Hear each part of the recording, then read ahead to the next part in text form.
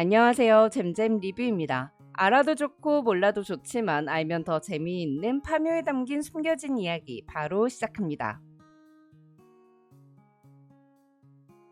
파묘 주인공들의 이름은 모두 독립운동가와 개화파 정치인의 이름에서 따왔습니다. 화림은 독립운동가 이화림, 상덕은 독립운동가 김상덕, 봉길은 독립운동가 윤봉길, 영근은 대한제국의 군인이자 개화파 정치인으로 명성황후 시에 가담한 조선인 우범선을 암살한 고영근, 거기다가 감독은 혹시라도 관객들이 눈치채지 못할까봐 도깨비놀이 장면에서 누워있는 봉길을 향해 윤씨아재라고 부릅니다. 윤봉길이다 이거죠.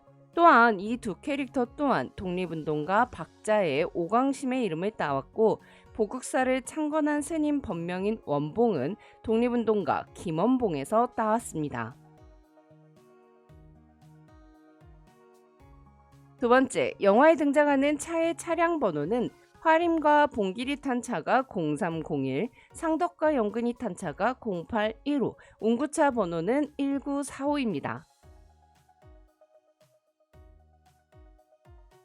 박지용의 할아버지는 후작자기를 받을 정도로 열성적으로 나라를 팔아먹은 놈이었죠. 그로 인해 자손들은 미국에서 막대한 재산을 갖고 살고 있었어요. 베를린 영화제 소개글에 따르면 이름 없는 묘의 주인인 박씨 가문에 사망한 조부는 후손들이 한국에 살지 못할 정도로 악명이 높아서 미국으로 망명한 캐릭터라고 되어 있는데요. 이완용 등이 포함된 을사오적 중 한 명을 염두에 두고 만든 캐릭터라고 추측해 볼 수 있습니다. 실제로 이완용은 부관 참시당할까 두려워 전국에 헌묘 6개를 만들었으나 이완용의 묘가 해코지 당하는 일이 잦아지자 1979년 이완용의 증손자인 이석형이 파묘 유골을 꺼내 간이 화장하고 인근의 장암천에 유골을 뿌렸습니다. 당시 폐묘 작업에 동원된 인부들의 말에 따르면 묘의 관리가 너무 엉망이어서 이완용의 무덤인 줄은 미처 예상하지 못했다고 해요. 떠도는 일설에는 오래 둘수록 치욕만 남는다는 이유로 증조부의 흔적을 말살시켜버리고 미국으로 이민을 떠나버린 것이라는 이야기가 있습니다. 한편 박지용은 할아버지가 친일파라는 걸 알고 있었고, 할아버지의 정체와 부끄러운 과거를 감추기 위해서 파묘는 하겠지만 할아버지의 관을 열지 말고 염도하지 않고 관채로 태워달라고 요구했습니다. 관이 묻혀있는 자리는 형편없었으나 왕이 쓰는 화려하고 좋은 관에 시신을 안치했으니 관 안에도 친일파임을 추정할 수 있는 물건들이 함께 묻혀 있었다고 볼 수 있겠죠. 고모가 처음에 화장을 반대한 이유 또한 제대로 절차를 밟으면서 화장을 하려면 신고를 해야 하는데, 그 과정에서 혹시나 족보가 알려져 자신들이 친일파의 후손이라는 게 드러나는 걸 막기 위해서였겠죠. 하지만 영안실 담당 직원이 박지용 조부의 관을 열었고, 관 속에 있던 혼령은 박씨 집안 장손들을 찾아갔습니다.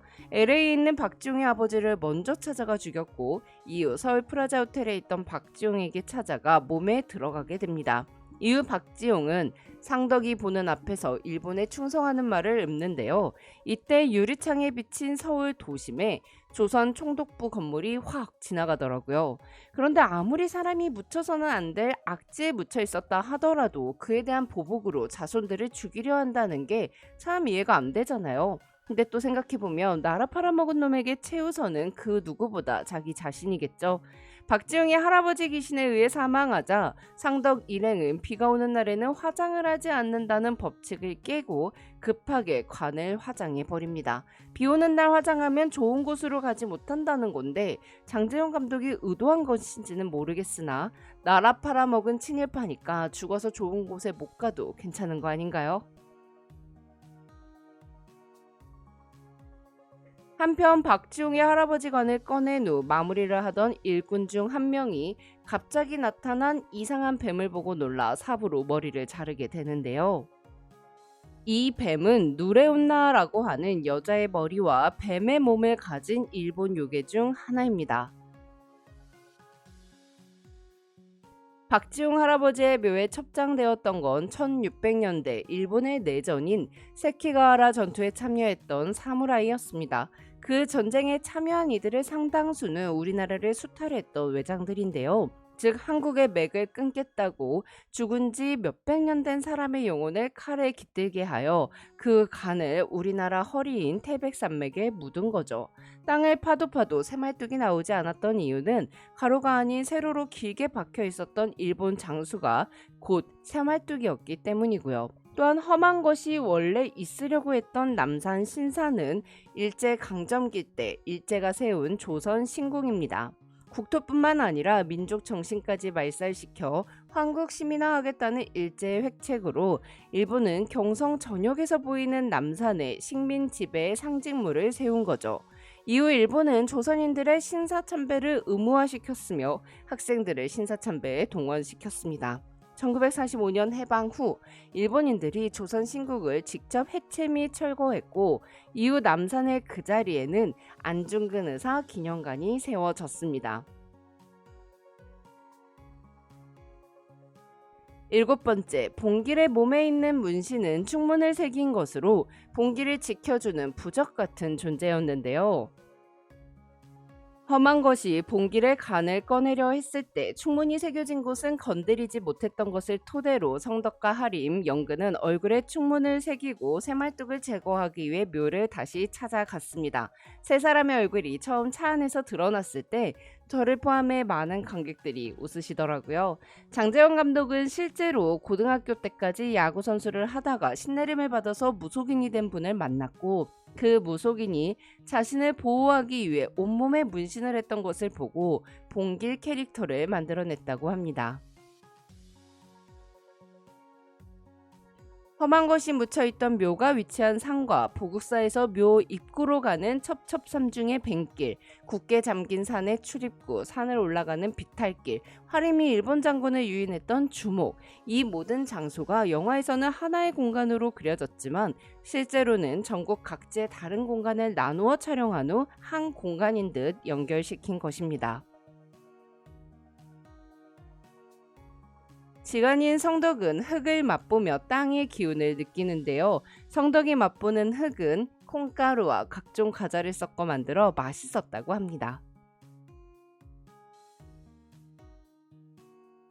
파묘 장재영 감독은 사바와 검은 사제들을 찍으며 오컬트 장르 외길 인생을 걷고 있는데요. 그런 장재영 감독은 교회 집사입니다.